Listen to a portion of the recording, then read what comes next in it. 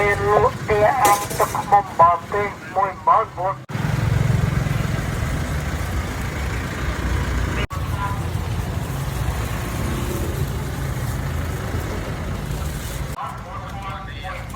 បានចាស្អីទេម៉ែទៅណាដុំនេះទៅញ៉ាំអីនៅចាំណា ព្រមទៅហើយដុំនេះទៅញ៉ាំអីនៅណាថ្ងៃហ្នឹងលើជាងផ្ទះហ៎មកដល់ផ្ទះមកអីយំចូលមកចាំច្រើនហូបត្រីក្រហមទា10000អ៊ុយរុញច្រើនណាដាក់មកនេះហ្នឹងហូបដាក់ទៅហើយអាខ្លាយដូច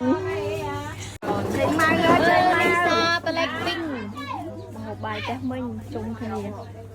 ម៉ែហ្នឹងម៉ែមកញ៉ាំបាយជុំគ្នានេះអីទិញនេះហ្នឹងតែក៏ដាក់ចានមកបំផងចាអញស្អីអូនអញស្អី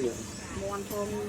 ជាកូនមកបើចែកទៅហៅ អូយមិនស្រ័យហ្នឹងមកដាក់នេះមកបាក់ដាក់ចានទៅនោះអីនេះបាយ